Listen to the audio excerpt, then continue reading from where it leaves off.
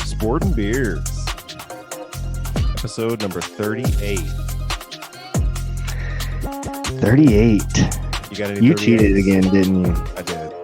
You got any 38s? I feel. Oh man, I could be wrong. Big Poppy? No. Oh, he's 34. Yeah. Poppy's Oh, 34. I missed that one then. Close though, in a way. Yeah. Oh, Teammate, not Manny.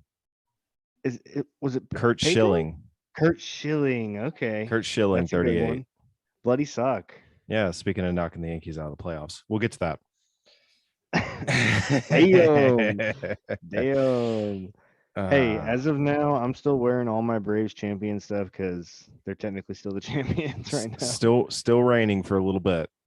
Ooh, okay, so episode 38, Kurt Schilling, that's a good one. Yeah, not bad. He of the bloody sock. I feel like that's a pitcher's number. There's probably some other pitchers that are probably 38 that we're not thinking of. I didn't do a deep dive on it. I just kind of quick and dirty Googled it. Whoa. And that's the name that came up. I was like, okay, that's good enough. We'll go with that. Doyce's style. quick and dirty. Quick and dirty. But it is Monday night. It is indeed. October 24th. We had a long 8:15. weekend. Yeah, 8:15. We do have Monday Night Football on right now, or I do. Do you got it on? I have it as well. So Bears, Patriots. Been a pretty good game so far. The Bears.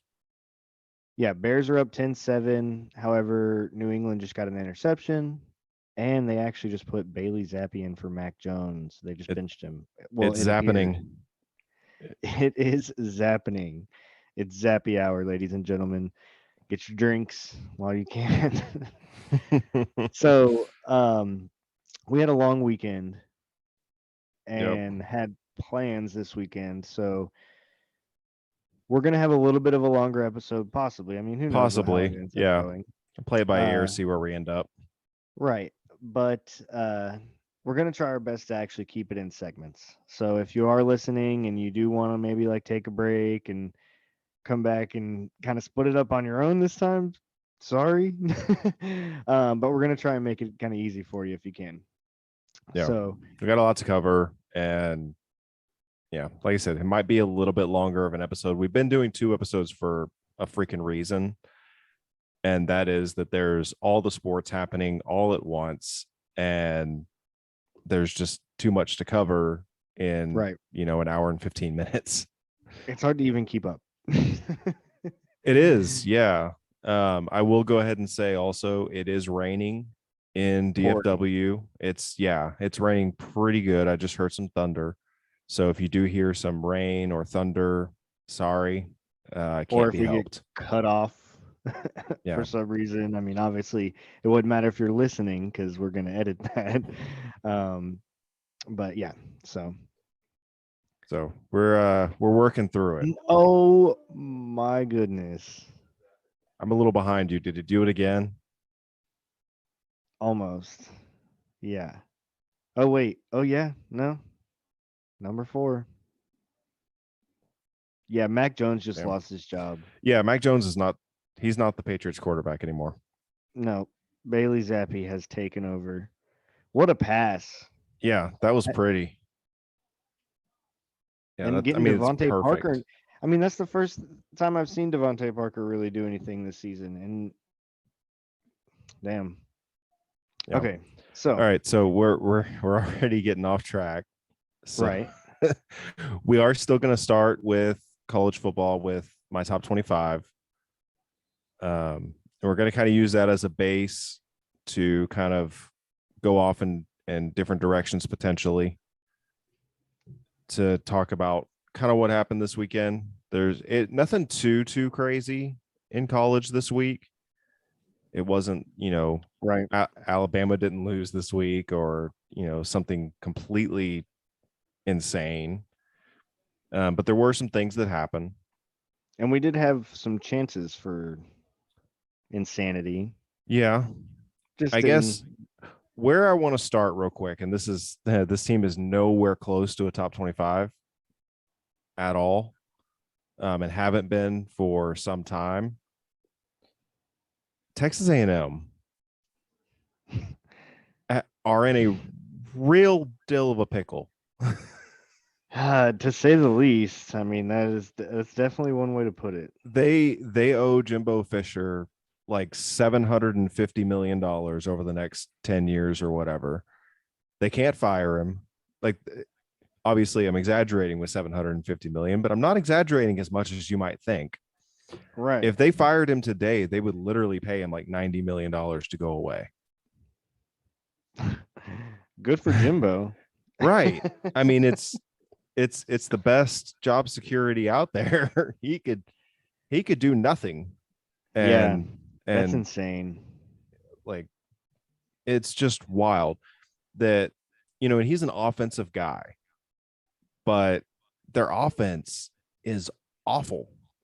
Like, it's not Iowa, but if you have to justify an offense by saying at least it's not Iowa, You're not very good good. Lord, that's so bad.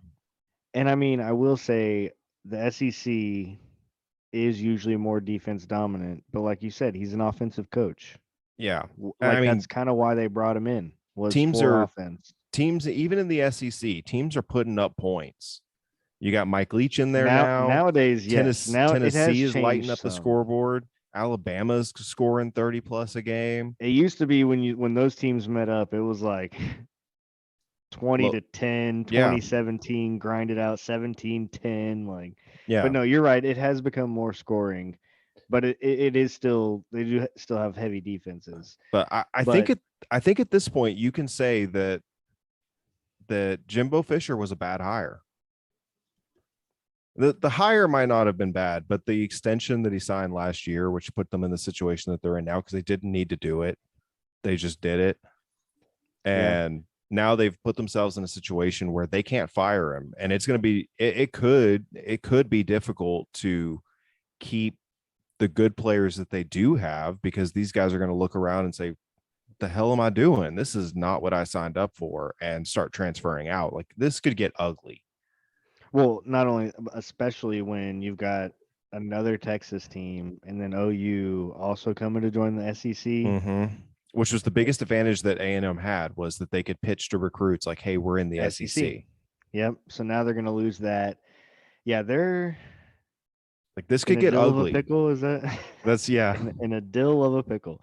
That is definitely true. They are pretty much screwed at this point unless they can recruit their asses off. So I don't know if you know this. I might have mentioned it on Saturday. I don't remember, but Jimbo Fisher to this point has a worse record than Kevin Sumlin did in the same number of games, and it's by like 2 games.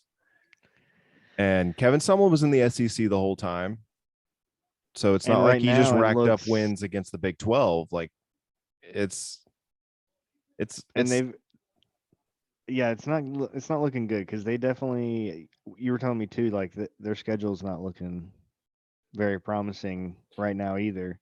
Yeah, they've got Ole Miss, they've got LSU, who's looked pretty good. They've got Florida, who Florida can give you a game. They're not great, but Florida can give you a game. I mean, Florida can score. Florida's a tough matchup for A&M. A&M can't score, so right. No, like the joke for them. The joke with A&M is that they're preseason top 10, top 5, whatever, and that they go 8-4 every year. They'd have to go undefeated to go 8-4. They'd have to go undefeated the rest of the way to go 8-4. Yeah, and I don't know if I see that. They lost to Appalachian State. I never remember which way that is. Apple. They lost to App State at home. Yeah, I mean, an on fire App State at the time. Let's remember that they were on fire. They were scoring a lot of points, and it was early on, but still, probably enough about a 3-4 team. But yeah, I had to mention it. And this is not me Well, trying to hate on A&M. It's just no, it's a 3-4 look team at the that shouldn't situation. necessarily be that way, and with kind of like a celebrity coach. So it's not, you're not alone on talking Yeah. about A&M. This is year 5. This is not year 2. This is not year 1. This is not even year 3. This is year 5. He's got his players, his system, his assistants. It's his program, and they are 3-4. He's gonna be fishing for a new job. I mean, if they pay him that much to go away, he could just live like a king for the rest of his That's life what I and would not to do anything. Nah, somebody's gonna reel him in. I'm full of No, them. I like it. I like it.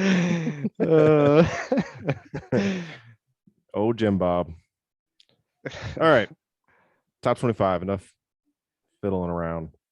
So the teams that are falling out: Mississippi State, who got rocked by Alabama, and Texas, who did what Texas does under Steve Sarkisian to this point, which is So that's one we'll have to pause on. which is to say getting a double-digit lead in the second half and finding a way to lose the game.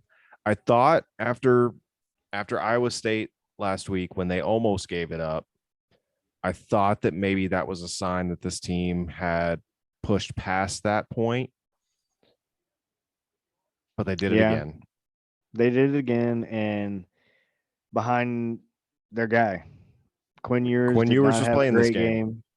game. He did not have a great game. Every pass that he threw, it felt like he was throwing a punt. Like he's just floating it up there and hoping something good happens. You can't play quarterback like that. You just can't. No, and then if there was any pressure in his face, he was getting rid of the ball real quick and just throwing it Yeah. away. And I know that there was some wind, but the thing is, when there's wind, you don't want to float the ball up in the air because then the wind can just do whatever the hell it's going to do to it. You want to zip it in there when there's wind. But he wasn't doing that. He wasn't throwing with any kind of conviction. did a lot. Bijan did a lot. Don't get me wrong, but maybe even try and get him involved even more. Yeah, I know that sounds kind of crazy, but when it's windy like that, I mean, you've got the best running back. You've got the best running back in the country, arguably. Right, when you have a double-digit lead, and his and a backup guy like that, the backup running back Roshan Johnson has been really good, really solid. And then you also have Keelan Robinson, who's the other guy that I think he's a freshman or maybe sophomore, that he's kind of a speedster. Like you've got guys that you can just, I don't know. These second halves with Steve Sarkisian since he took over, it's just been a disaster. I mean, last season when Texas went on their 5 or 6 or whatever, however long losing streak that it was, I think it was 6. Every week it was a lead at halftime, give it up in the second half, multiple of those being double digits. Steve Sarkisian is now 10-10 at Texas, and he is of those 10 losses, it was either 5 or 7. I don't remember the exact stat. I wasn't trying to get in my feels about Texas, especially because the baseball was going on at the same time. But it's either 5 or 7 of those losses have been double-digit leads in the second half. That's bad. It's bad. And you know what? It's not good. No. There's one thing that definitely is a bad sign of coaching, and it's second half performance. If you come out there and you kick ass in the second half, you got a good coach. If like say you were losing and you have a comeback in the second half, you got a good coach. Gundy, he was able to do it over there. Yeah. He's a good coach. You can't argue with that. Now there was a little bit of a lopside on penalties, if I remember 14-0. Yeah, so that sucks. That kind of sucks. It's not why they lost the game. Most of those penalties were well-earned penalties. Well, no, not only that, but they had plenty of chance to win the game, even with it being like that. Yep. So it was rough. Battle of the Orange, a little mini Red River game, and Oklahoma State came through on it. They backed up their big brother They were like, "You're not gonna beat my big brother 49-0 without me saying something." Something like that. All right. We still haven't even gotten to the top 25. All right. At No. Oh 25. yeah, well, those were the teams left out. My bad. Yeah. At 25, Liberty, 7-1, beat the pants off of BYU. They're the emus, right? Liberty Mutual emus. No, I don't think it's the same team. No, different that team. Liberty Oh man, Mutuals, they're top 15 for sure. nice. 24, I've got Tulane. So I was a week behind the AP on getting Tulane ranked, but they got another win. Okay. They get ranked now. Kansas State, who lost to TCU, they were down to their third string quarterback by the end of the game. They had was it 28-10 lead in the second quarter, and TCU does it again. They come from behind and come all the way back and win the game, and they end up winning it by multiple scores. Yeah, I mean, you can never count the home team out, especially. No. I mean, have you been to that stadium? I haven't been to a game there, but the stadium, you can tell if it's packed, it's going to be rocking. And their stadium, it's basically sunk into the ground. I have been there for a game. I went to a bowl game. This was like 10 years ago. Went to an Armed Forces Bowl between I think it was Air Force and I don't remember, somebody else. And that stadium is basically sunk into the ground. So that wind can get in there and start swirling around real bad, for one thing. And it does get fairly loud. I mean, obviously I was there at a bowl game, so it wasn't, deafening or anything because nobody's really caring that much. But I can definitely imagine where it would get loud just because of the way that stadium is situated. Oh yeah, Dalton on our baseball team, he's a TCU grad, and so he actually was at the game, and he had some Instagram videos and stuff, and excuse me, it was definitely loud. It was rocking, and that helps definitely keep a team in a game that is a tight game against a good team. Kansas State had been playing pretty well. It helps when the other team's down to their third string quarterback once they get up big. That's too, but definitely true. It's not all of it. The defense could have stepped up and stopped them. They had an 18-point lead. Yeah, your quarterback of the defense isn't out. Right. So man, I just realized it though. That's another battle of color. Yep, purple on purple. Dang. Purple on purple crime. We had a lot of orange. It was a Halloween weekend. Right. Lots of purple and orange. Yeah, I saw a tweet that was like, it was, it's really cool of the Big 12 to have the Battle of Oranges and Battle of Purples on the same day. Yeah, that's crazy. But they're at 23. They're at 23, and they fall from number 17. I think that's what they were last week. Yeah, they were 17. Rankings. Oh, okay, you're ranking. Yeah, they actually. I might have had them at 14. Well. Actually, I had them at 14, okay. So I had them a little higher. 22. I've got Maryland, who actually they did win a game without Talia. That's Tua's baby brother. For those that don't remember. 21. So 21 through 18, I've kept the same as last week, and that is Illinois at 21, UNC at 20, Cincinnati at 19, and Kentucky at 18. I think Cincinnati was the only one of those three that actually played, and had a tough go of it against SMU. Yeah, I didn't see much of the game, but to see the score. A little surprising. Basically, one team jumped them, one team fell behind them, and I kept those four the same. Gotcha. And since Cincinnati didn't look good enough to jump a team that even didn't play. Bearcat. So at number 17, I've got LSU. I'm ahead of the curve on these guys. I had them at 24 last week. Ooh. They've looked really good. Their two losses come from they got absolutely destroyed by Tennessee, but Tennessee's doing that to people. Yeah. And then their other loss was against Florida State week 1, And that was the game where they came back from down 14 in the fourth quarter, scored 2 touchdowns, but had an extra point blocked on the second one that would Oh have tied the yeah. game and sent it to overtime. So they lost that Instead, game. Florida State gets the win. That's right. And that was, I could be wrong. I think that was at Florida State. I'm pretty sure you're right. And so those are their 2 losses. They lost to a top 3 team, and they lost by 1 point on the road because of a blocked extra point. They're 6-2. LSU's looking pretty good. It was in Death Valley. Was it in Death Valley? Okay. Yep. So week 1, it was, first week, new coaching staff, lose by 1. It happens. Well, and with Florida State trying to make a statement, right? Their new turnaround and everything too. So, 16, I've got UCLA. They dropped from number 7. They did not look great against Oregon. Had them in a parlay. Oregon beat them pretty good. They did. I had them in a parlay too. It wasn't even close. But I had the over/under in the parlay on that one, and I missed it by just a little bit. Ole Miss drops from number 8 to number 15.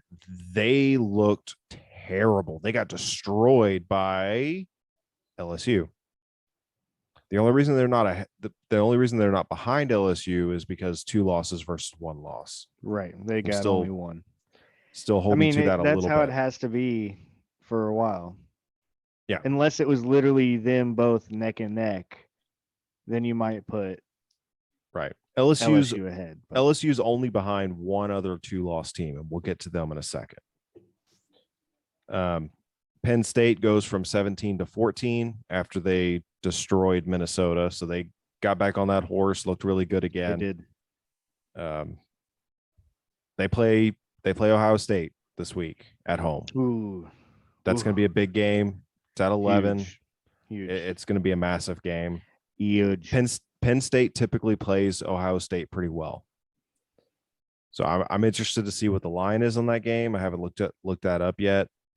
And I'm interested to see what the line is Nittany. Damn it. Gotcha. I messed it up. Yeah. But no, I see where you were going. It's all good. Cool. So number 13, I've got Syracuse falling from 11. Didn't fall far. They should have won that game. They were in it the whole time against Clemson.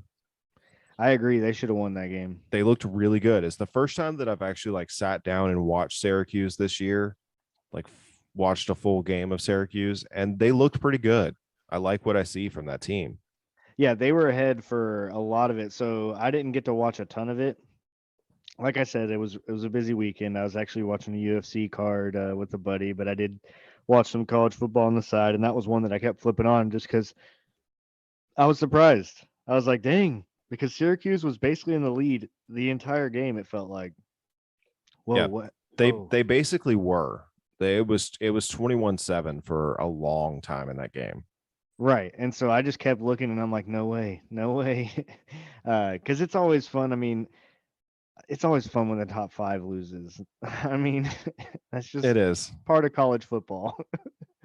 And it could have and probably should have happened. Now, I know we talked about this a little bit on Saturday. We had a party that we were both at, so we kind of talked about some things from Saturday, but yeah, spoiled some gems that we could have shared with you guys, but it was probably alcohol induced. And I know. Aurora was trying to tell us we should just go ahead and record anyway, even in our drunken state. Right, just go. Which could have been fun. Instagram. Right. But there was a late hit out of bounds. I say late hit in quotations. Yep. Because the quarterback for Syracuse. Clemson, which is at that point it was right. Cade Klubnik.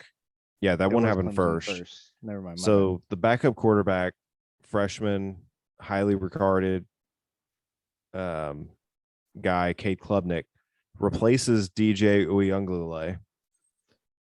And he's running. He's very good. He's very running good. For it. It was okay. It was okay. I gave it an effort. I like that you just went with it. He's taken off, and it's 3rd down and 16 or something. And he gets 6 yards. He's headed out of bounds, but he's not out of bounds yet. He's kind of just right on the sidelines. You can tell he's probably about to go out of bounds, but you don't know that for sure. It was borderline, but more And on the side of he was still kind of in. right, he was not out of bounds yet. He was not. Now it's a dumb hit. Syracuse Dumb guy hit, comes in and yes. hits him. It's a dumb hit. I don't think it was a penalty. I think it was stupid to hit him in that situation because of the potential for a penalty. But I don't think it was a penalty. I really don't, because he's still in bounds technically.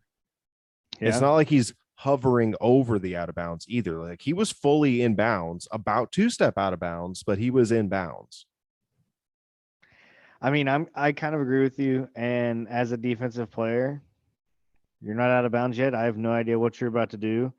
Some offensive players end up taking advantage of stuff like that. So you got to make sure and shove them out of bounds. Yeah. It's, I don't know. If it was anybody other than a quarterback, that doesn't get called. I'm 100% convinced that if it was anybody other than a quarterback, that does not get called. I agree. Now, the hard part about that is I don't know if it was the very next drive. It was. So Syracuse had the ball. Clemson And went their down and quarterback- scored. Clemson went down and scored a touchdown on that drive, by the way. Right, which And it would have been fourth basically, down. when you look at it, yeah, that basically was the turning point of the ball game. But then the very next drive, Syracuse's quarterback running down the sideline basically is out of bounds. I thought Yep. it looked like he has actually stepped on the out of bounds, and he gets hit, and they don't call it. Yep. So, I mean, like we said, dumb hit originally, the first one. Shouldn't have done it. Probably shouldn't have done it, but technically still legal. Second one, definitely shouldn't have done it. Was illegal, didn't even get called. So Yep. Syracuse basically gets screwed on both sides of it. Now, if they would have called And the second one, I want to say a that was little bit also okay. I want to say that was also a third down. So that would have continued to drive Yeah, instead and of they a ended punt. up having to punt. Yep. So huge turning point. All basically putting the game in the hands of the refs, which kind of sucks. Yep. But that's how sports go sometimes, and they're not perfect. And I that's mean, why I only dropped Syracuse 2 places from 11 to 13. yeah, because they played really well. They basically were winning that game the entire time against a top 5 team. So it just sucked the way that it ended for them. But Clemson did. Don't discredit Clemson too much. I mean, they were able to actually They pulled it out. finish the game. They don't make the calls. No. They didn't ask them to make just gotta keep the late playing. hit. Yeah, you just got to keep playing, and they did what they had to do to win the game, and so yeah, that's what ended. It's just so rough to see it end like that for Yeah, I agree. especially a team like Syracuse that ain't around very much. I know. So to be actually in the conversation and then get screwed like that, kind It of sucks. So the next couple of teams in the rankings didn't play. USC goes from 16 to 12, Utah from 15 to 11. They were both off. Wake Forest, I don't remember who they played, but they move up from 13 to 10. They did win. Oklahoma State, we kind of talked about a little bit, but they moved from 12 to 9. Boston College, Wake Forest. Okay. Yeah. Boston College isn't very good. Nope. Oregon goes from number 10 to number 8. Kind of talked about them a little bit, getting just absolute. Bo Nix had like his best game ever. Yeah. It was like 5 touchdowns, really high completion percentage. Their best game of the season for sure. Yeah, and I think so. Agreed that probably Bo Nix's best.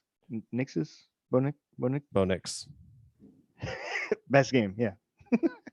Didn't get a lot Dude, of Bo it is Nix boring. experience. Yeah, it is.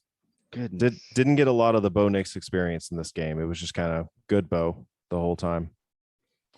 Agree. I mean, he didn't have to. Yeah. Alabama jumps from 9 to 7 with UCLA and Ole Miss falling out of the top 10. That's why these teams are kind of moving up 2 spots. And then my top 6, I didn't touch. I left the same as last week. That's TCU at 6, Clemson at 5, Michigan at 4. Michigan didn't play. Tennessee at 3, Georgia at 2. Georgia didn't play. And Ohio State stays number 1. They beat Iowa. I feel really bad for Iowa's defense because they gave up 54 technically. One of those was the defensive touchdown for Ohio State. And Iowa's offense gave the ball back to Ohio State like 6 times. I mean, first quarter was looking good for Iowa. Yeah. You know what I mean? Their defense was keeping them in. And Ohio State or Iowa's offense turned the ball over and gave Ohio State 4 possessions that started in Iowa territory that were, most of them were already in field goal range. Iowa didn't give up a touchdown on any of those 4 drives. They gave up field goals on all 4 of them. Gnarly. That defense. If Iowa didn't have a great defense, the score would have been like 972 to 10 to 3, because Iowa's only touchdown came on a defensive interception, on pick 6. It's just wild. Damn. Just absolutely wild. How good their defense is how bad their offense is. Yeah. If Iowa had a bad offense, they'd be the best team in the Big West, the Big 10 West. If Iowa had an average offense, they could win the Big 12, the Big 10. If Iowa had a good offense, they'd win the national title. That's how good that defense is.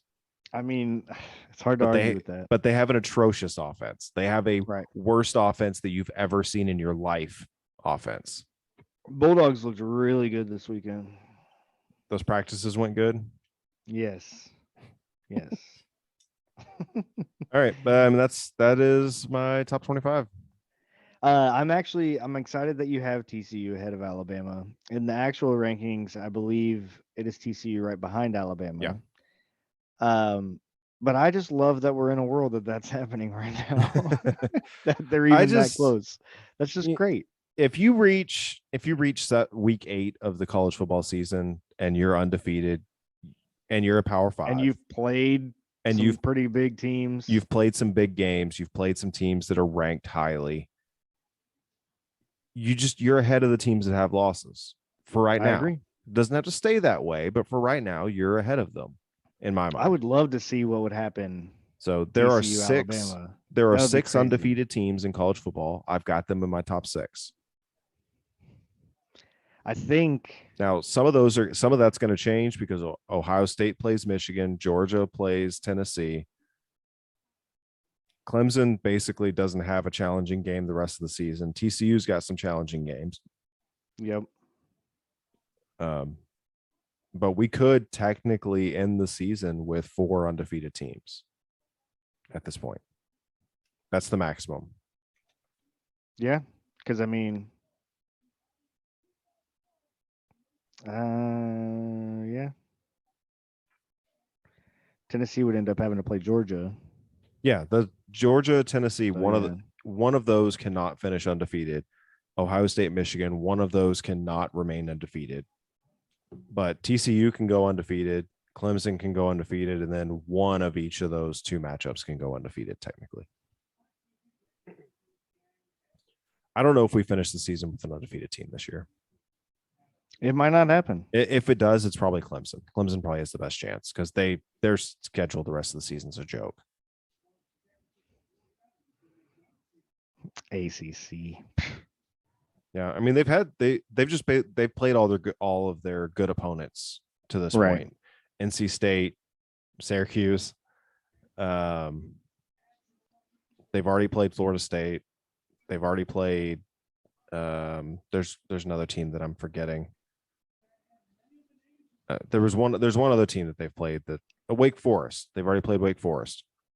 They've already played all the good teams that they're going to play. Yeah, they already played Furman. Don't forget about them. Yeah, can't forget about Furman. All right. You got anything else on college football, or are we ready to move on?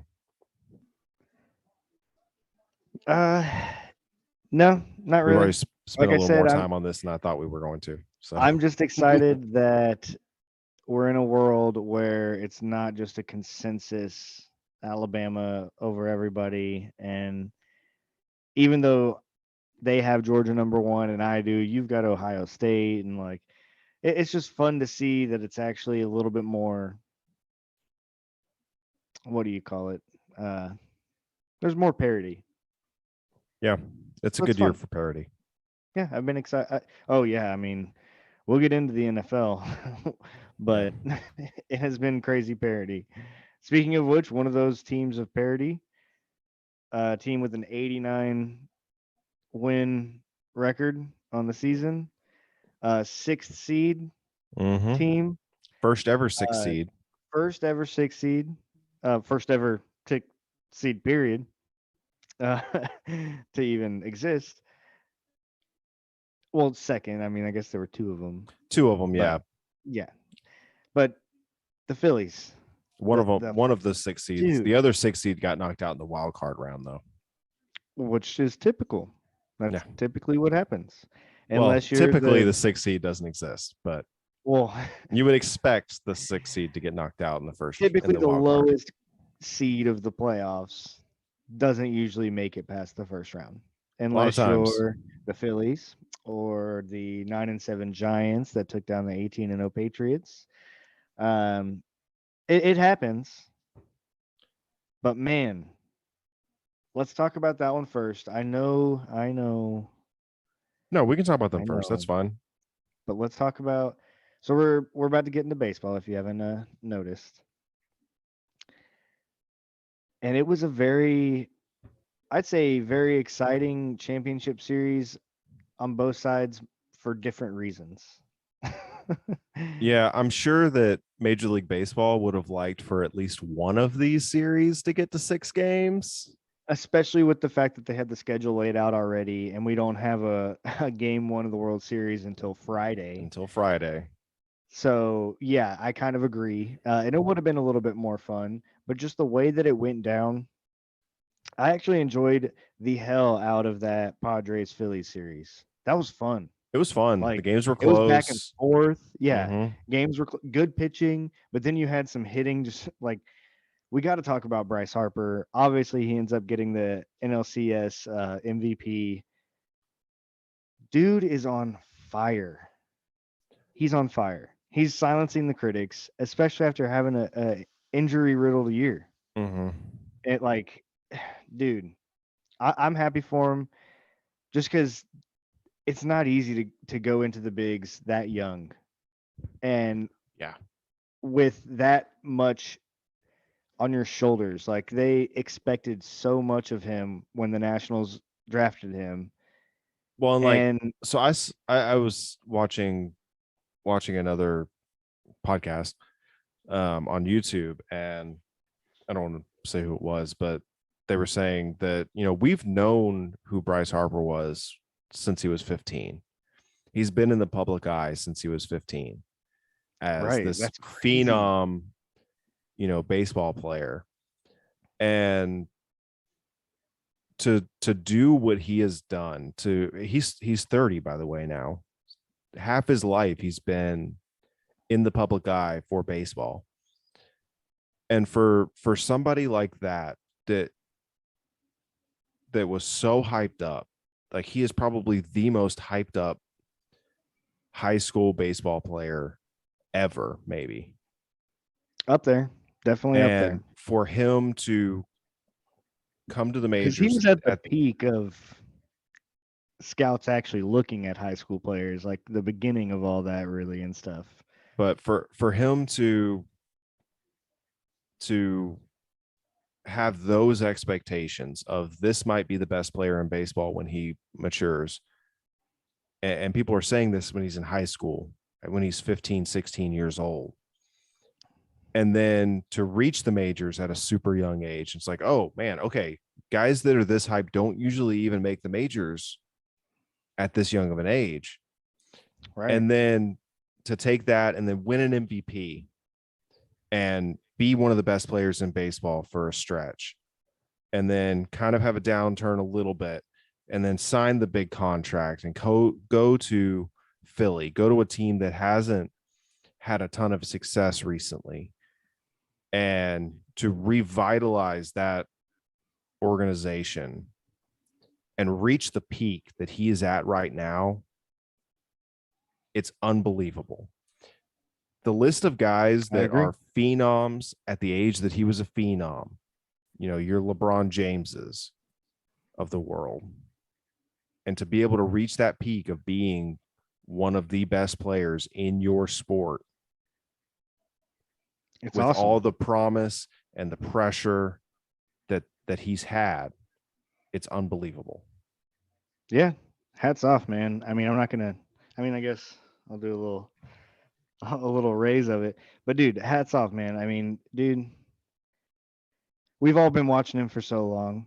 It, Yeah. like you said, the journey he took, the thing that sucked the most was the year after he leaves the team that drafted him and that he went through so much with. They win the World Series. Like, just wrap your head around this. He's 30 years old. He made his debut, his major league debut, what, 2012, 2013? Something like that. He's 30 right now. Yeah, that's nuts. So he's got plenty left in the tank as long as he can stay healthy. Yeah. Which I want to talk about that 8th inning yesterday. okay. So Suarez pitches the 8th for the Padres. Mm-hmm. Going in, or in the 7th, he pitches the 7th, scoreless 7th. Going into the 8th, you've got Real Muto, Harper, Castellanos, and Is I it don't remember. Bohm after that? I think it's might be Bohm, and then like Stott maybe, but it's 3, 4, 5 in the order, including Bryce Harper, who is the hottest hitter on the planet. You have Josh Hader, one of the best relievers in baseball, one of the most unhittable pitchers in baseball when he's on. You have him out there in the bullpen. Why don't you go to him? If you want to start the inning with Suarez, let Suarez, let him face Real Muto. Based on that at bat, then you make a decision for whether you're going to go with Hader or continue with Suarez. If he gets Real Muto and you want to let him face Harper, go ahead. You've got to be ready to come in with Hader to face the biggest part of the lineup with your season on the line. I mean, lefty. Harper's.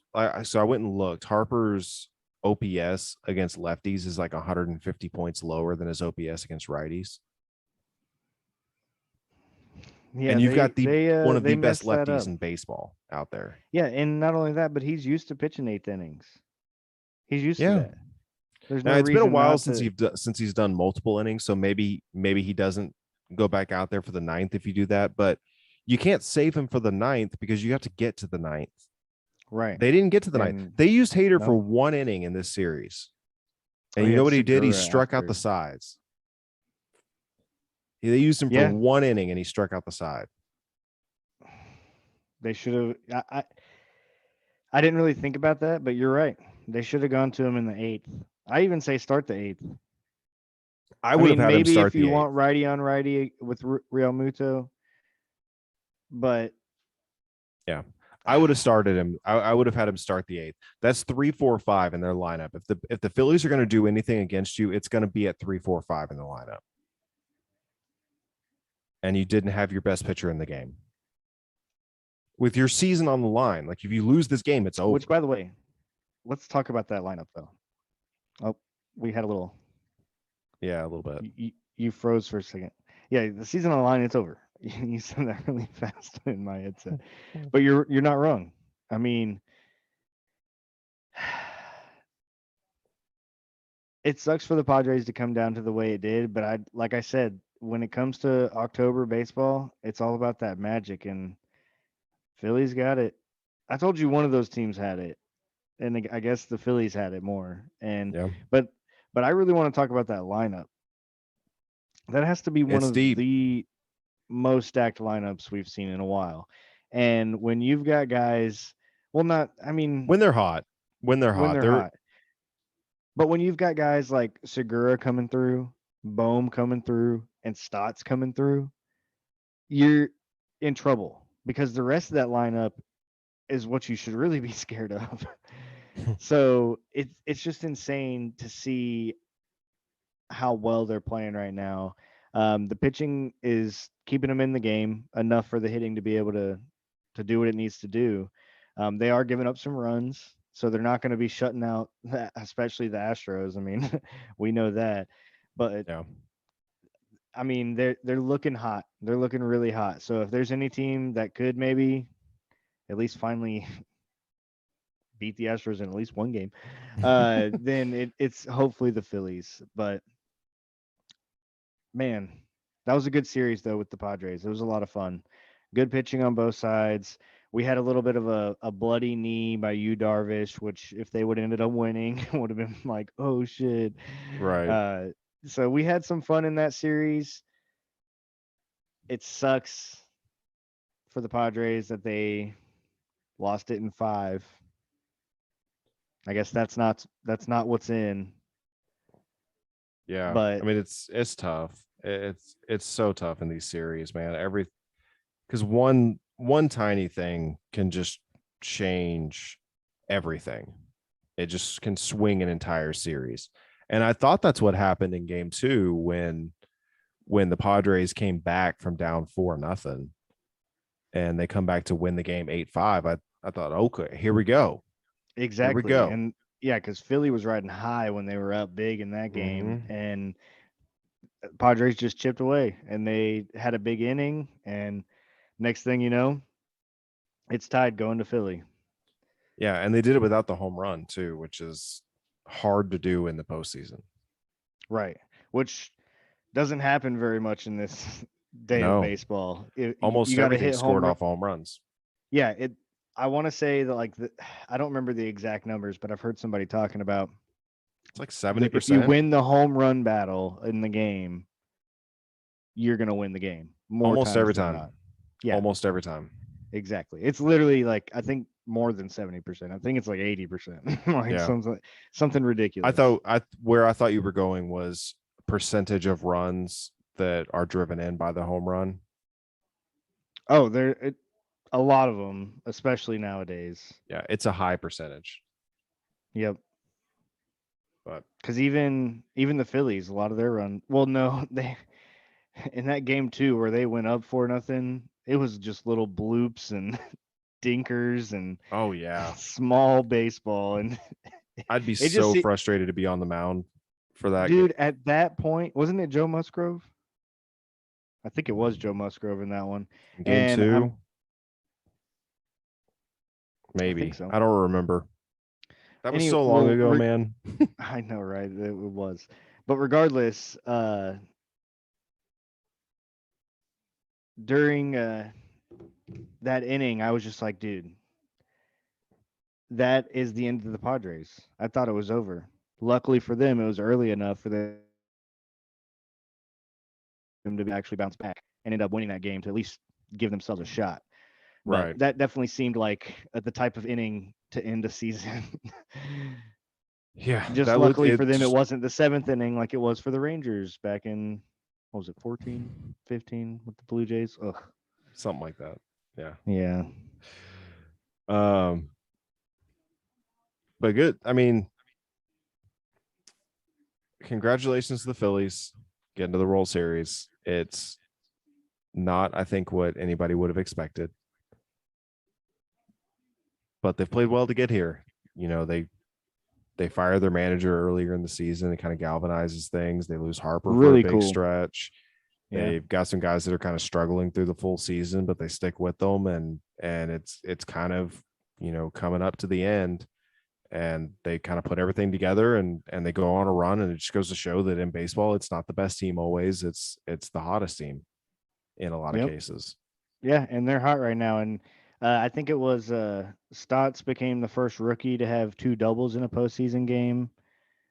And That when you can't got be guys like, that can't be true. Pena did that like 2 weeks ago. well, then maybe Or no, he may have done it before Pena. I think because he might have Pena done it did before Pena did it Pena. against the Yankees. Yeah. Then maybe Maybe it Pena became the happened, second you one. know, within the second within a couple of Yeah, days of each that other. probably did. That's how a lot of these stats have been happening this year. But That actually brings me to one of my beard of the week candidates. Um, God dang it, I'm gonna do this again. I Gotta be Bryce literally, Harper, right? well, Bryce Harper's definitely up there. I mean, his beard is looking gnarly. Yeah. Crushed that ball for the lead to basically send San Diego home. Mm-hmm. So I mean, he's basically probably gonna take it. He was one of my candidates, but I do have another candidate. Okay. And it's actually not for much on the field per se. God dang it. I'm gonna do this While you're again. looking that up, I am going to give a quick shout out to Damian Alford, who is a receiver for Syracuse, who had an unbelievable catch when Syracuse was trying to come back in that game, and he has a pretty good sized beard as well. Let's just give him a shout out. Nice. Yeah, when we see something nice with the beard, we gotta at least say it. But no, I don't know why I keep forgetting his name because I've mentioned him multiple times. But Brandon Marsh. Cool part is he was on a team that was losing, looking bad, not looking great, and now he's on the Phillies, going to the World Series. But Mm-hmm. my favorite part about it was during the celebration, he was just like chugging some beer, somebody else pouring it in his mouth, and it just went all over his beard, and he was just Yep. screaming like, "Dude, that's the best." Now it'll be even better when they win the World Series and are doing that. But Well, that's not going to happen, but but no, so he's a candidate. But I actually am mad at myself because I did think about Bryce Harper, but I kind of forgot until you had mentioned that too. yeah, But yeah, no, it's got to be Bryce. it's Bryce. Yeah, It's Bryce. NLCS MVP, beard's looking dope. They're going to the World Series Hit the biggest home run the Phillies have had in over a decade, in his career. and it's his biggest one. Yeah, Yeah. And dude, like I said, for him to leave the Nationals and then win a World Series immediately after, man, this has got to feel good for him. It's yeah. got to feel so good. But dude, I'm excited to see that lineup against y'all's pitching because It's gonna be a good y'all have matchup. really good pitching. They have really Great. good hitters. They have great hitters. That lineup is deep. Like I said, if you're not going to be able to get Segura, Bohm, and Stotts out, you're in trouble. So Yeah, we'll get them out. we'll see. All right, so we do got to jump onto the other side. Yep.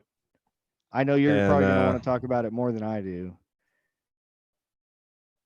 got the Yep, Astros. there it Go is. Astros. Now, one thing I will say, I do love the orange, like the orange outlines on those letters on that jersey, and Yeah. the It's orange. pretty I like nice. that y'all had changed to the orange. Okay, yeah, that's enough. Yeah, it's a good You're jersey. welcome. I even said that. So, trivia of the day. Okay. What team do you think has knocked the Yankees out of the playoffs more than anybody else in the history of baseball? It's a trick question. Technically, the Yankees, because they knock themselves out all the time. It's the But it's the Astros. Astros. I'm guessing. Yeah. There was a 1, 2, 3. There was a four-way tie for first of ending the Yankees season in the postseason. The Cardinals, Dodgers, Red Sox, and Astros were all tied at 3. I was gonna say the Red Sox have to be up there. But now the Astros stand alone at the top, number 1. They knocked the Congrats. Yankees out 4 times in 8 years. They're 4-0 against them in this series and all-time series. Well, my question: do you know the all-time record, like of all those series? No, I don't. I'll Doyce. find out. No, I'm just kidding. No, that I mean, I wouldn't be surprised if it was pretty big because y'all swept them this year. I want to say Last time y'all faced them, it was like in 5, It right? was six last time, 6. 7 in 2017, and then wild card game in 2015. But they have a good record against the Yankees in the postseason, obviously, Right. and they swept them this time, which is a little bit extra special. Did you see? Did you see what the Yankees were doing to try and motivate the players before Game 4? I saw people talking about it, but I didn't really see exact. I heard that it was along the lines of trying to watch the Red Sox come back from their 3-0 deficit to beat the Yeah, Yankees. this is a tweet from Jared Carabas, however you pronounce Car- his last name. I say Carabas, I guess. And his tweet is, "Let me get this straight. The Yankees are down 0-3 to the Astros, and to fire themselves up, watched highlights of the Yankees losing 4 straight to the Red Sox. God help us all." Yeah, that's pretty bass backwards. Not exactly the smartest thing to do, I guess you could say. But then again, we It's are like talking about Aaron Boone. it's like, hey guys, I know you're being embarrassed right now by the Astros. But watch how much more we've been embarrassed before. It could be worse. I would have shown videos of winning World Series and championships and Right. beating everybody. And not only that, but maybe show some games where you beat the Astros. I know it's been a while. But It's hard to find those maybe. clips. I already threw that out. No, dude, honestly, I got to eat my words. I said I thought it was going to be the year that the Yankees finally made it back to the World Series. I did think that obviously the one team they were going to have the most trouble with was going to be Houston if they ended up having to face them, which they did, annoyingly enough for baseball. I'm just kidding. I know you love the hate. I mean, I you do. I you do. do. So, Much like the uh, Astros, I feed off of it. right. So I got to give it to him, dude. I think that Yankees lineup is almost as deep as that Phillies lineup. I think that would have been a really fun World Series, but the Astros were just obviously the better team. Yeah. I mean, Like I've one said, starting pitcher was to be feared on that Yankees team, and we've talked about it before, and it was Garrett Cole, and he was not to be feared after 1 inning. yep. It took 1 inning, right? Wasn't it the first inning No, that y'all? Was it the second inning? I think it was the second or third inning where I think it was the I think it second was the then. second inning, It yeah. was definitely early.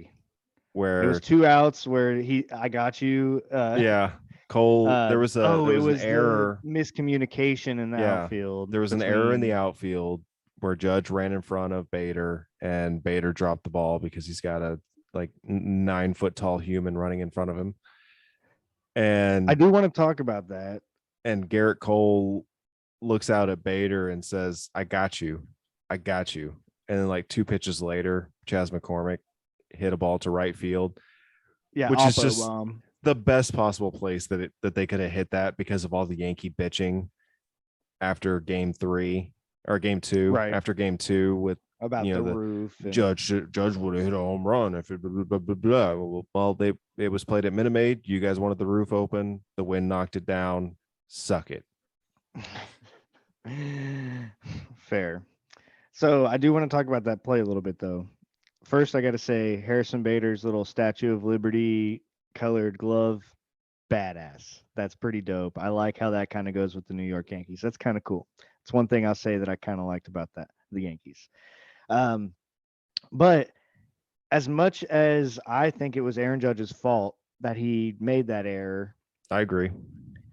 I think it's also just as much the Yankees front office because you've got a guy having to play in between two giants, not only actual giant human beings, but giant egos, like superstars. Now, I know that off the field and everything, like Aaron Judge is a good dude and everything, don't get me wrong, but he's a star baseball player. He wants to be the dude. He wants to be the man. I mean, that's how he became who he is. And you've got a guy in between two guys like that in Stanton and Judge that's supposed to technically take control as the center fielder because it's the center fielder's ball. Anything that a center fielder can get to, it's his. And everybody that's played baseball has always known that. So, and the replay showed it. Harrison Bader was calling it the entire run. Like he was like, I got it, I got it, I got it. Now, obviously, it's hard to hear. I get that. It's loud. However, it is loud. But Judge should know Harrison Bader's fast. He's fast, man. And he's going to get to a lot of balls out there. That's why they have him in center field. And so Judge should have known and been able to know that he was going to get there and got out of the way in a different way than he did. And that probably would have ended the inning or it would have ended in the inning. There were 2 outs.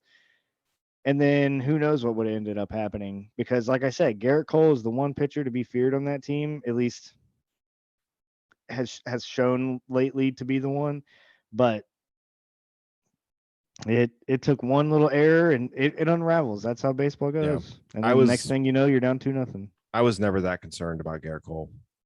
And the reason that I wasn't is I said it before. I said it before the series even started. You said, well, what about Garrett Cole? I said, I'm not really that worried about Garrett Cole. I'm just not. I'm really not that worried about Garrett Cole. He's a talent. He's immensely talented. He's one of the most talented pitchers in all of baseball. There's no question about that. But I don't fear him in a big game. I've seen him pitch in big games. As an Astros fan, I watched him for 2 years pitch in big games, and I never felt fully comfortable with him. Now, he pitched well for the most part in those games. He pitched well for the most part in Game 3. But it's the fine margins when you get into the postseason. Yeah, it is. I mean, like with the Astros, I am fine with anybody on that pitching staff pitching at any point. Like if you have a really good pitching staff, if you walked into the dugout, if I walked in there and I saw Dusty Baker standing there with a dart, and on the other end of the room there's a dartboard, and on each place in the dartboard there's a member of the Astros pitching staff, and he's just throwing darts at it and says, all right, this guy's starting. That guy's going to be the closer tonight. That guy's going to pitch the 5th inning. I'm exaggerating here. I'm confident. And I'm confident with any of those guys coming up at any spot and pitching. I really have a good pitching staff. You can't argue with that. You definitely have a good pitching staff, and that's why you have not lost a game in the postseason. Outside of maybe Urquidy, who hasn't pitched yet in the postseason, outside of maybe Urquidy, I am perfectly fine with any of those guys pitching at any point. I really am. McCullers looked good. McCullers didn't have his best game, but he's the first one of any of the pitchers other than Verlander in the first game, which, I mean, not going to tell me you're worried about Verlander. But outside of Verlander in the first game that he pitched against the Mariners, a team that he's faced like 7 or 8 times this year, that was the only start that was like, not great. But he hit his elbow during the celebration, and like there's a picture online. Yeah, it was pretty gnarly. It was pretty gnarly looking when they posted the picture of what his elbow actually looked like after getting hit with the champagne bottle. It was pretty gnarly.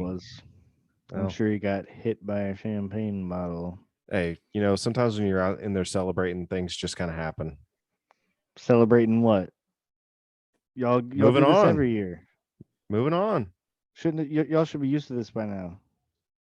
Well, you beat a division opponent that's been talking a lot of shit, and I'm just talking shit, especially after an 18 inning game. You telling me after an 18 inning game that ends with a home run, where your pitching staff goes 18 scoreless innings to close out a series? You telling me you're not celebrating? You're celebrating. Celebrating. Probably. But if you're about to have to pitch, well, I would definitely be getting drunk. I had to play on Sunday morning, and I told myself not to really drink over at your place that night, and that didn't happen either. So you're right. No, it happens. Yeah, we had some good whiskey. It was good. But yeah, it's been. So who you got? I think it's gonna go 6 games. 6. Yep. Okay. You know who I have, but I think it's going 6. All right. I'll go Philly in 7. Man. I just I'm looking forward to getting into that Philly bullpen. They're gonna have to take one or two or one of the first 2 games. Yes. They have to. If they don't do that, I don't know if you're gonna if the Astros lose again.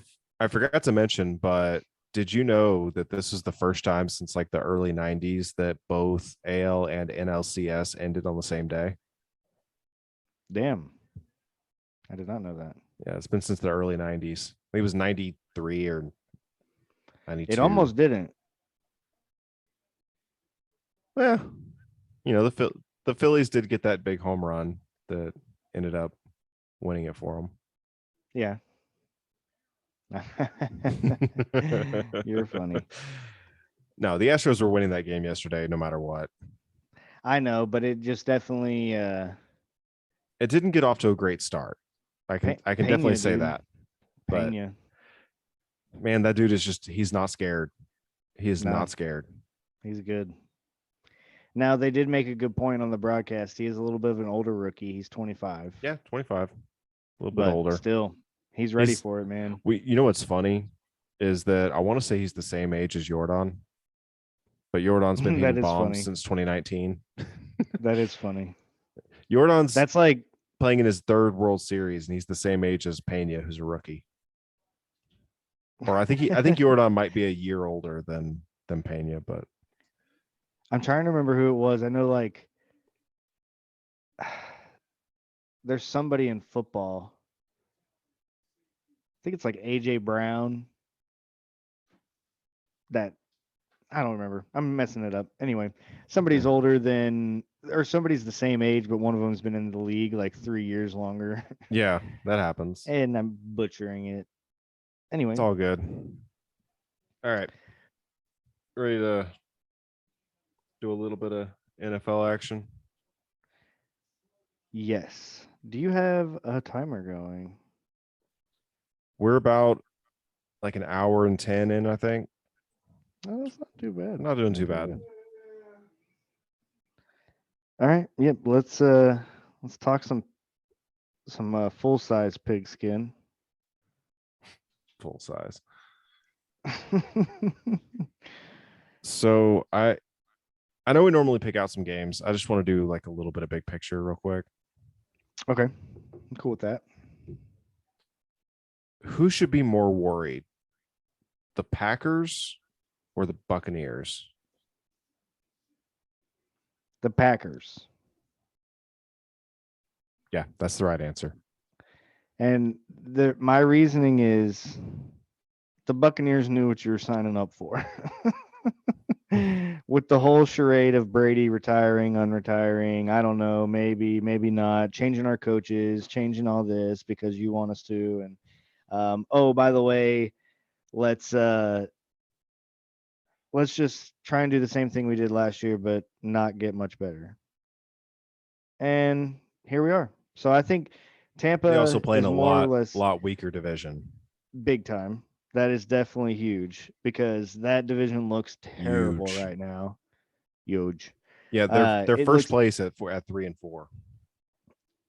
Yeah. So they definitely have an easier road. But the reason I also say that the Packers is because I still don't really hear a lot of good stuff about Jordan Love. I don't hear nothing about him ever. So like, are y'all really excited for that to be your guy when Aaron Rodgers decides he's done, which might not be too far off because this is not looking very good and he's looking stressed out and he's not looking very good in the press conferences and they don't have anybody to catch the ball. Allen Lazard I like, but he can't stay on the field.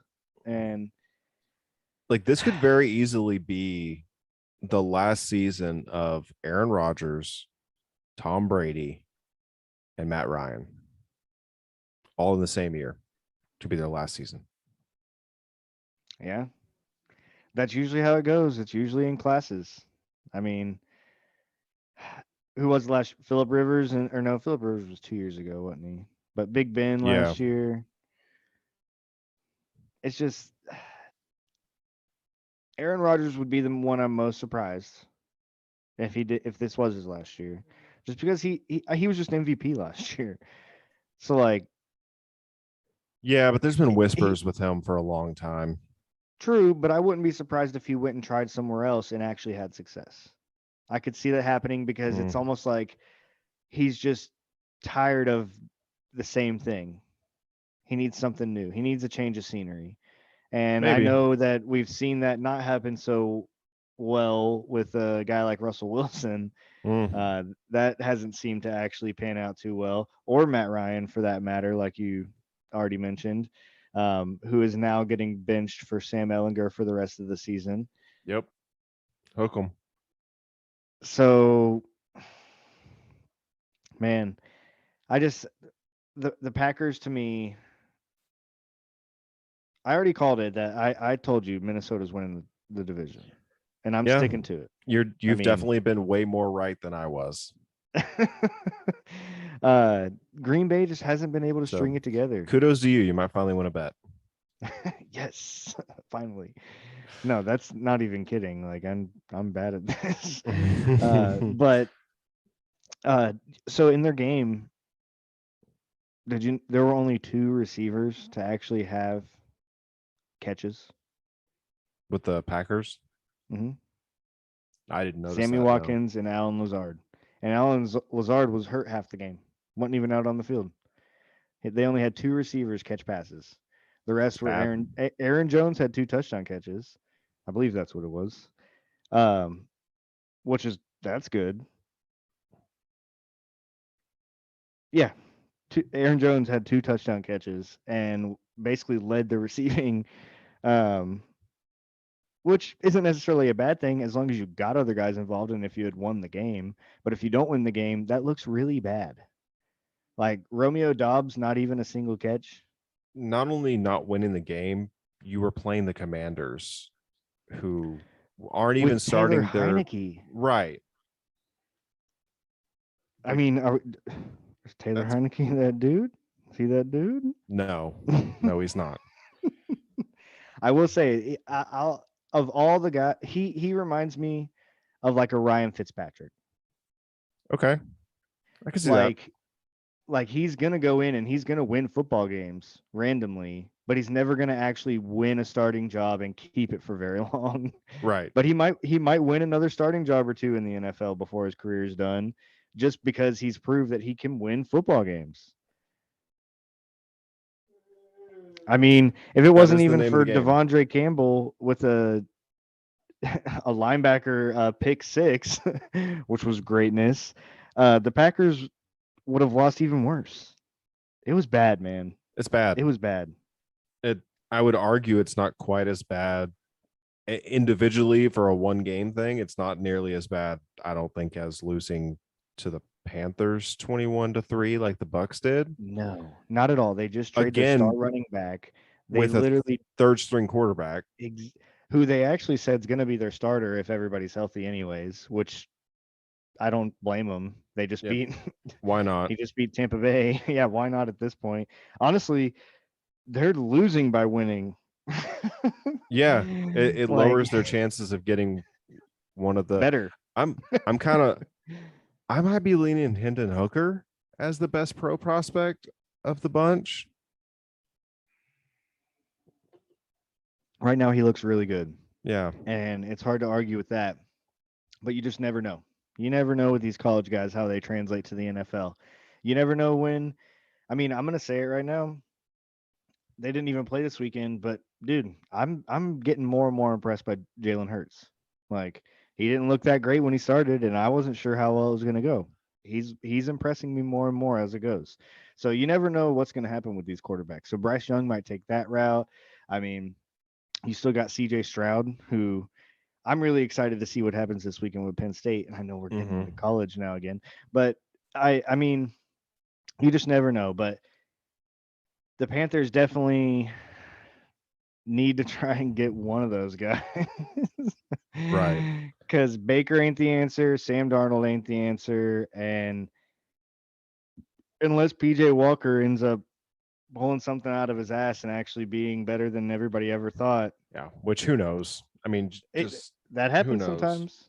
It definitely happens sometimes. But man, is Brady done?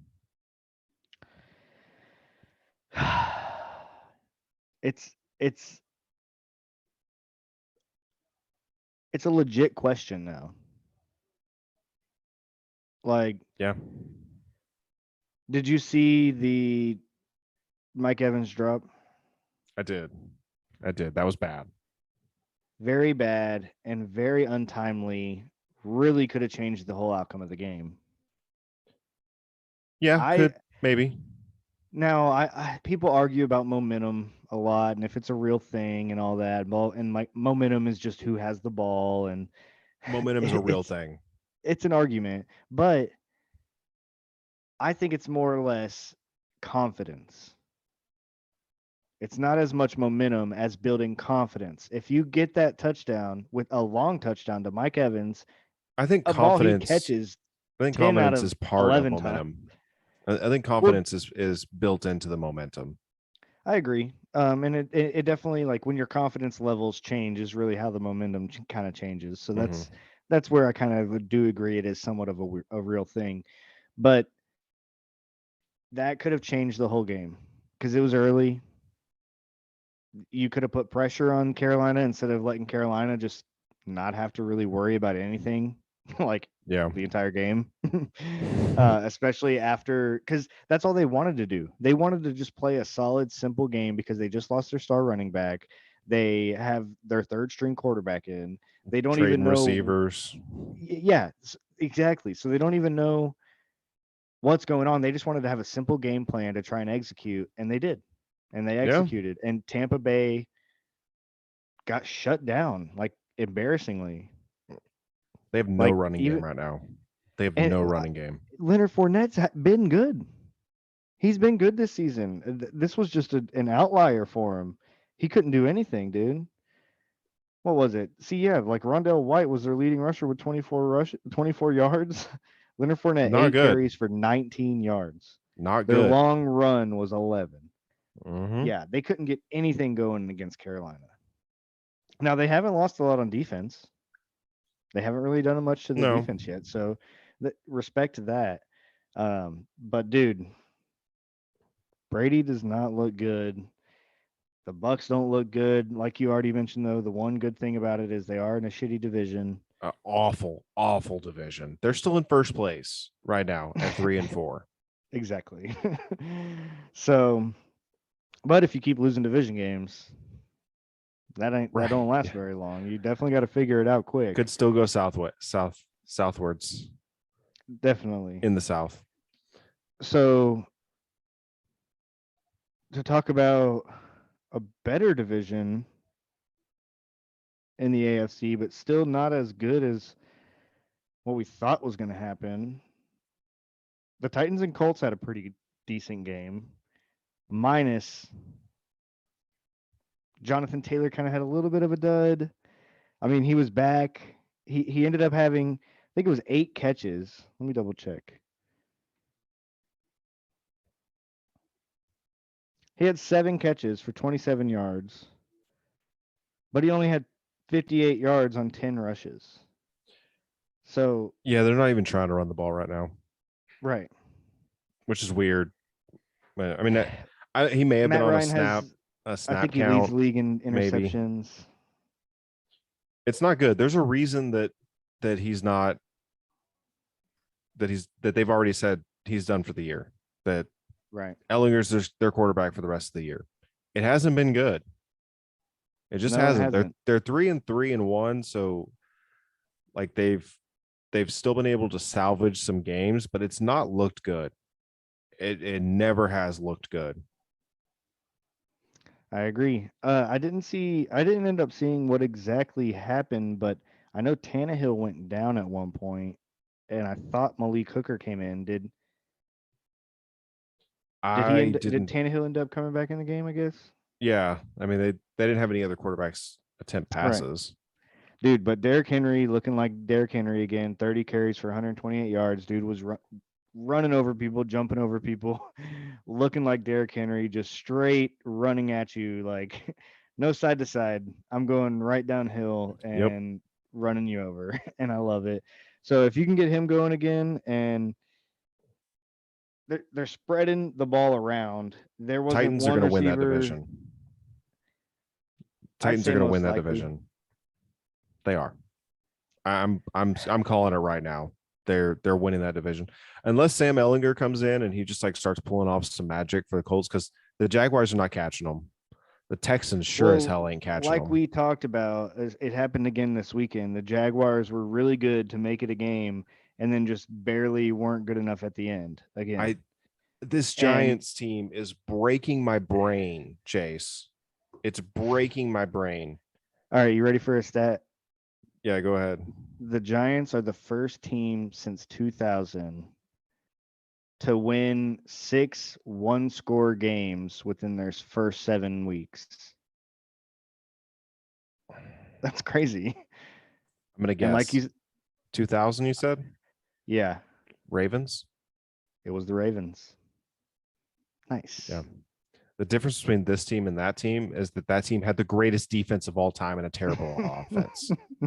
Yeah. Which the Giants have a pretty good defense. I'll tell them that. I'll say that their defense has Yeah, been and pretty good. Kayvon Thibodeau, since he was able to come back and play, he's been And looking pretty Saquon good for him Barkley too. is incredible. Saquon I'm has definitely redeemed himself, I'm still and waiting on Daniel Jones to remember that he's Daniel Jones.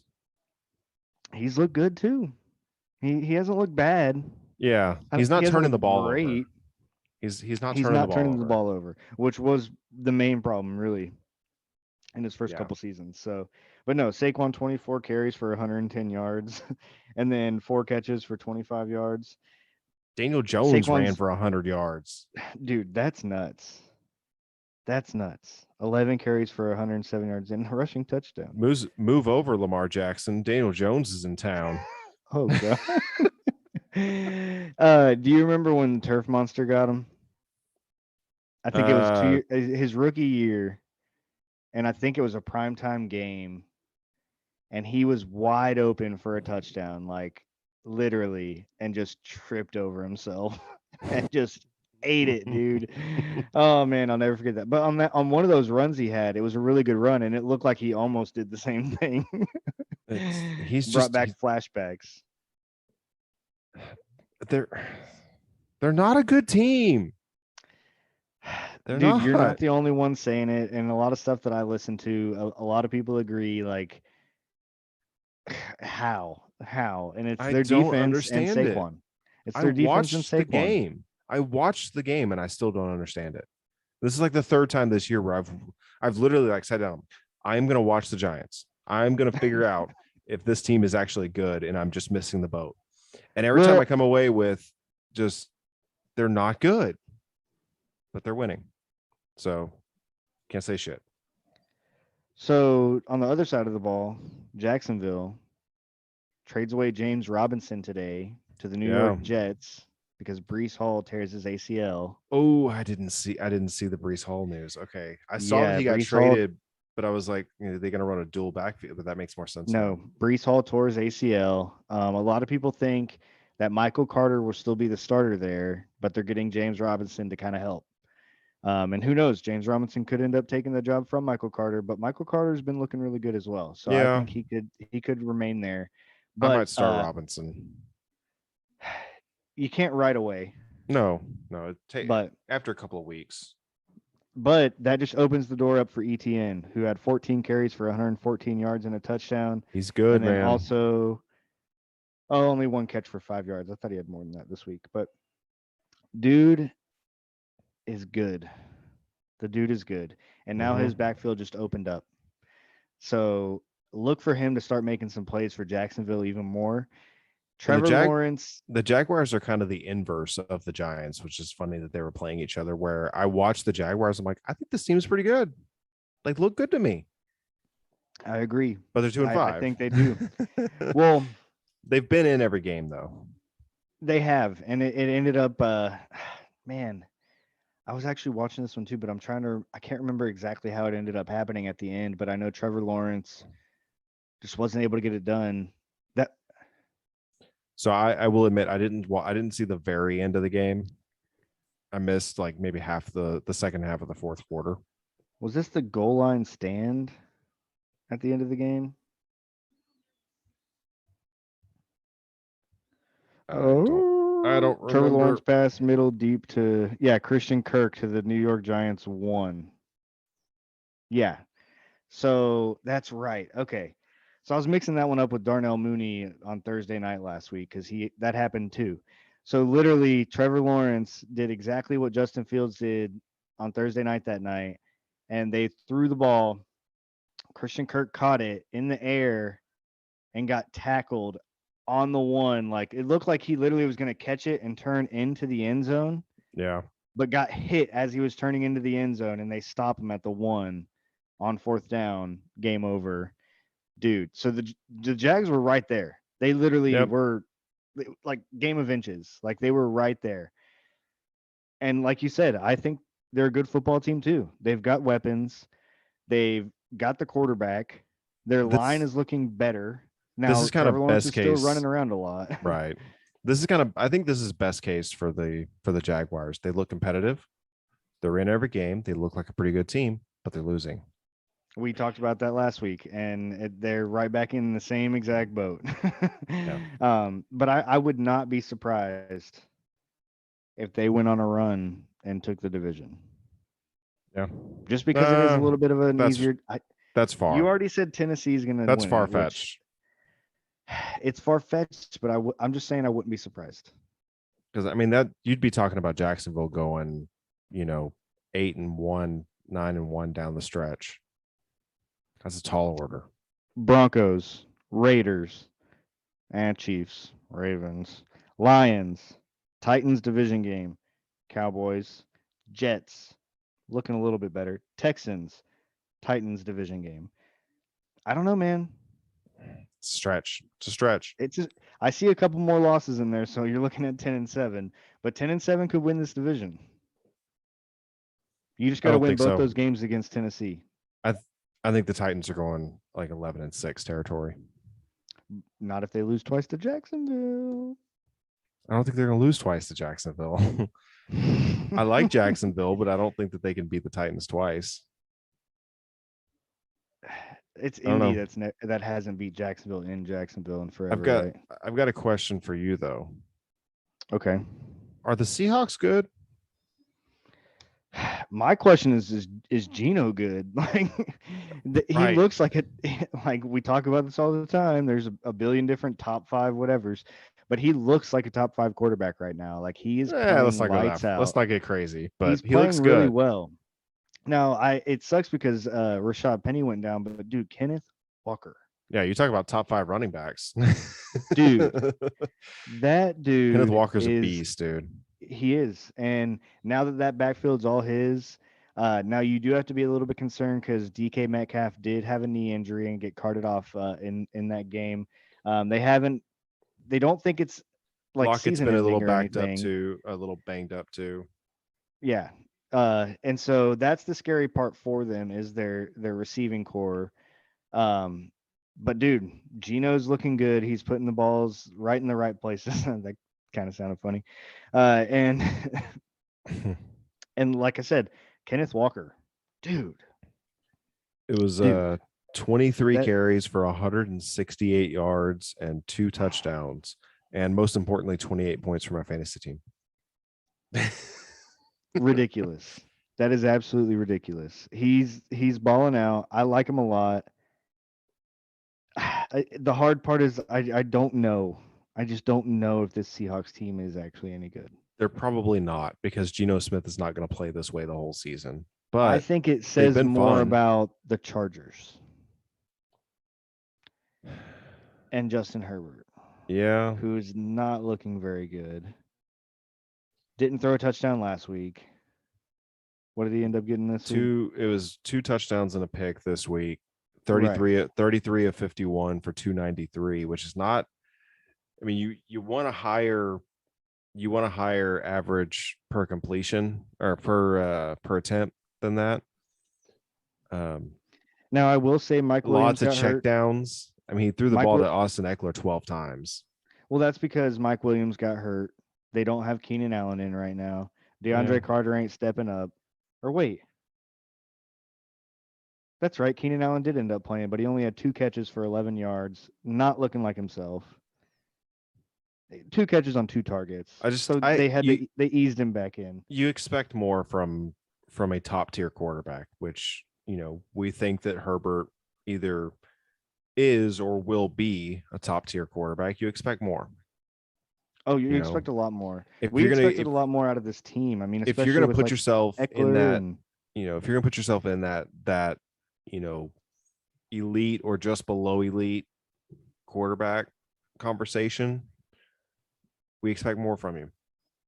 I'm right there with you. I agree. So I think, as much as I do like Kenneth Walker and Geno's been playing pretty well, yeah, I don't know if this Seahawks team's very good. They are in a tough division, but a little bit easier it's looking like than we originally thought. But the Chargers just looked bad.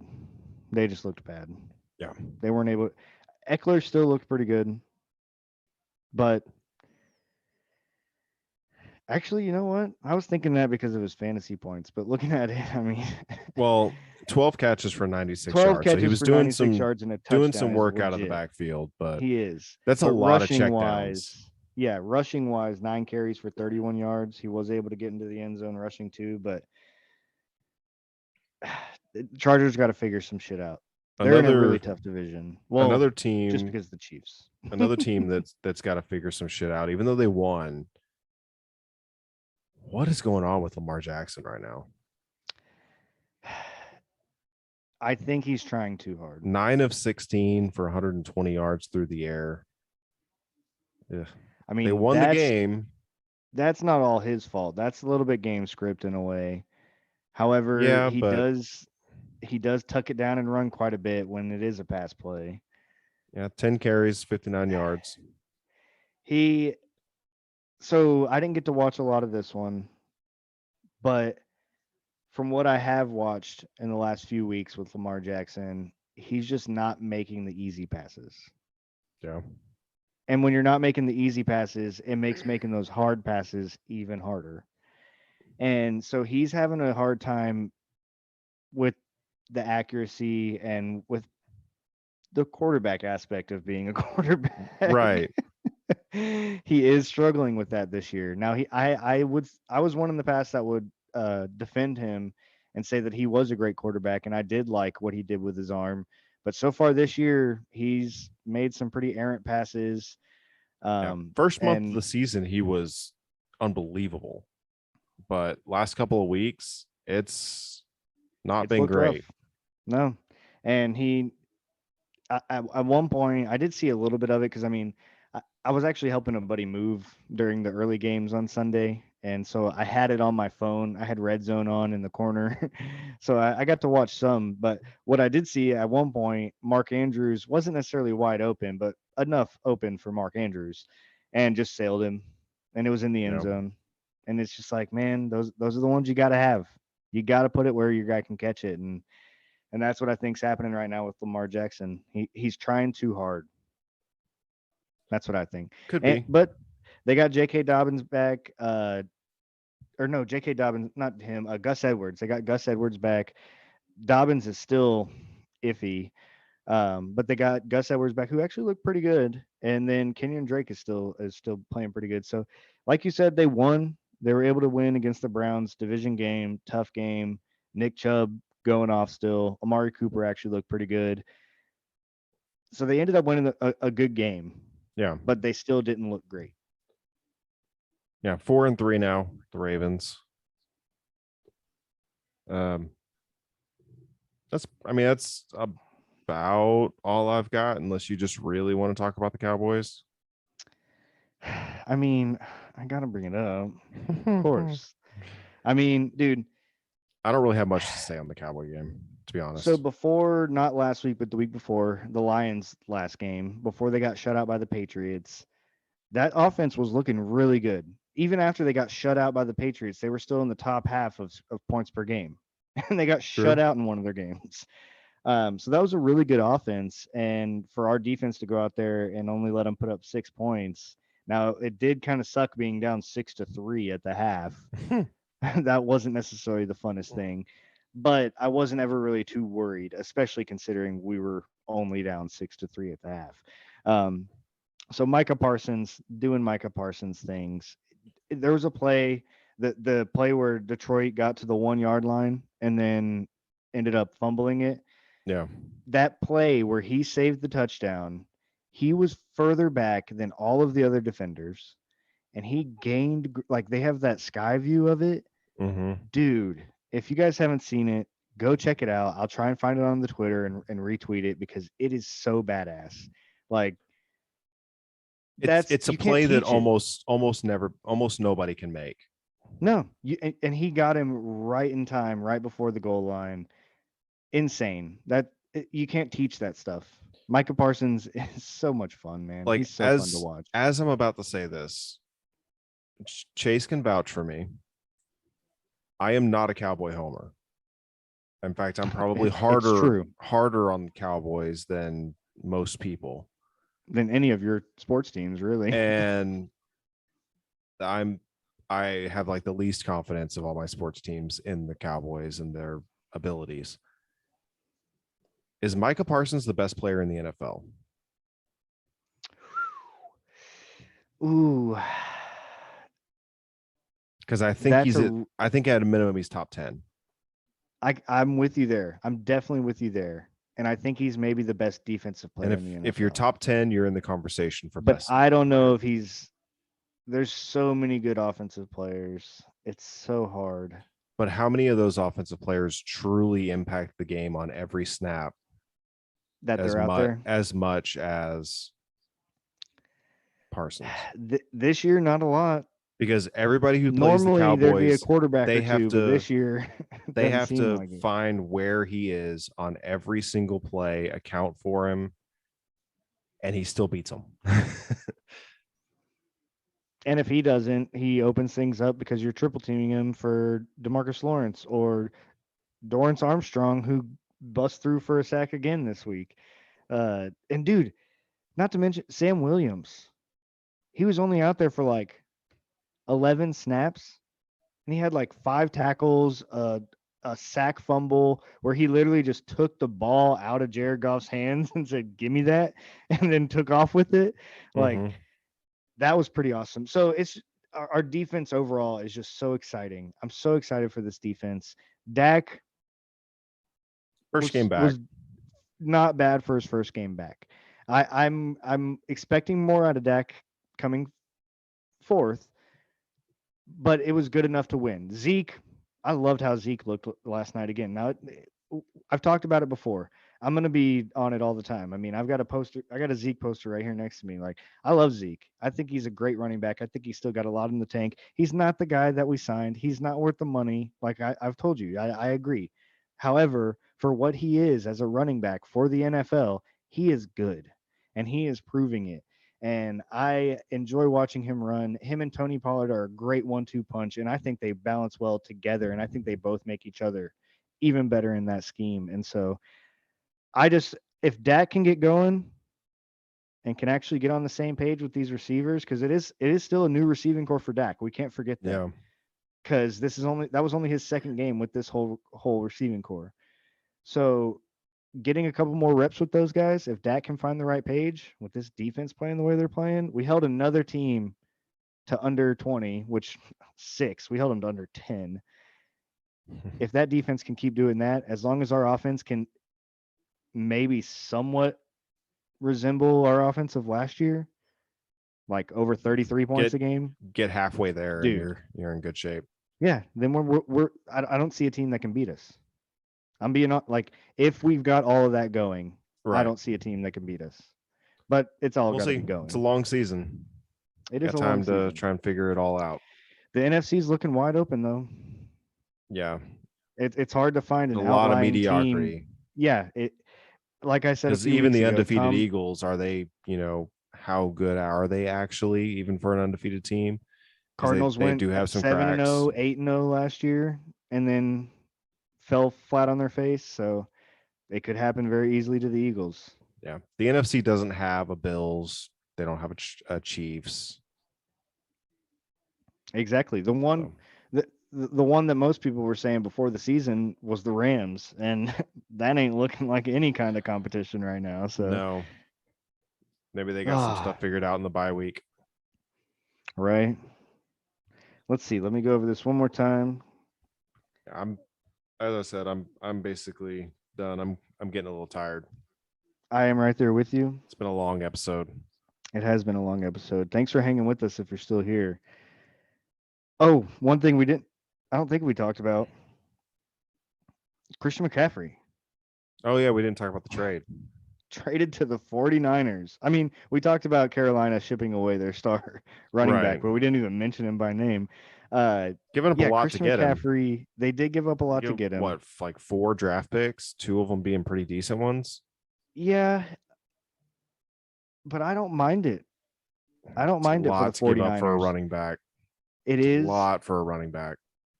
but if they believe that he's healthy and can stay healthy, and if they've got the right training staff that can maybe do that, and the right offensive line to maybe do that, which they've got a pretty good line. They've been able to run the ball pretty well the last couple of years.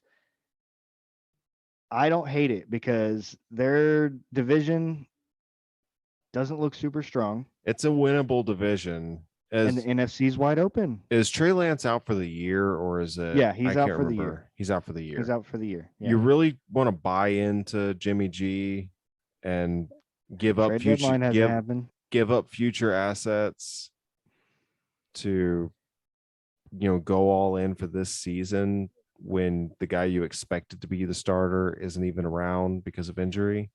That's something that I kind of thought about too. I saw I think it was the NFL posted like a picture of is this the team to beat now? And it was like Christian McCaffrey, No, Debo, and then it had Jimmy G right there. And I was like, can you really say that if they don't even have the guy that they originally wanted as their? But here's my thing.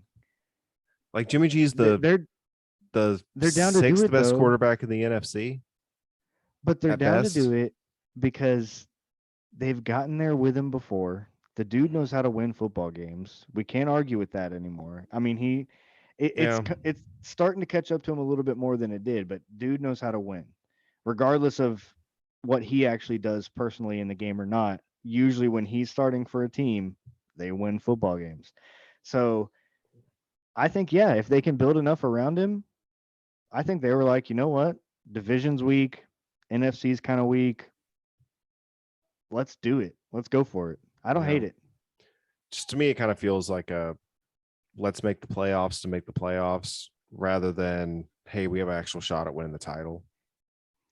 And the That would trading be almost for everybody in the NFC at this point, though, if you're talking about the giving up Bills and Chiefs. like giving up real assets for a running back.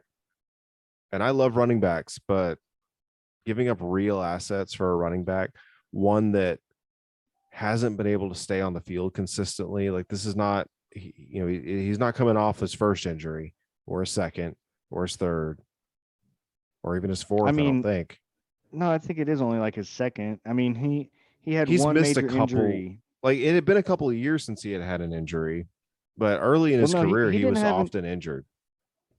no, he didn't get hurt for a long time.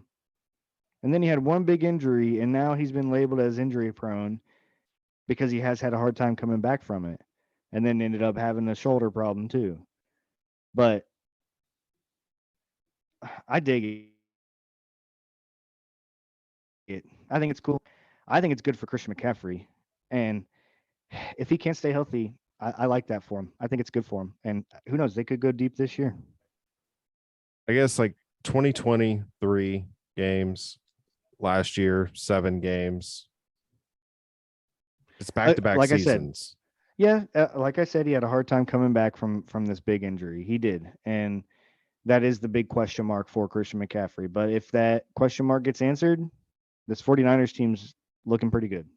That's all I'm saying. I think the Cowboys can still beat them. Like I said, if the Cowboys got everything rolling like they could, I don't see a team that can beat us. But one more thing I wanted to mention.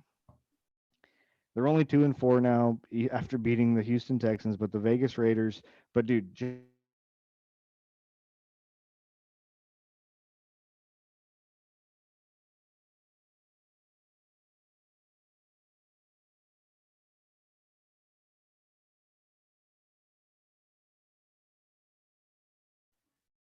That can't be right. Is that right? It's something like that. It's something like that. I didn't write it down. I heard it on a podcast, and it was while I was working, so I didn't really have a chance to write it down. Yeah.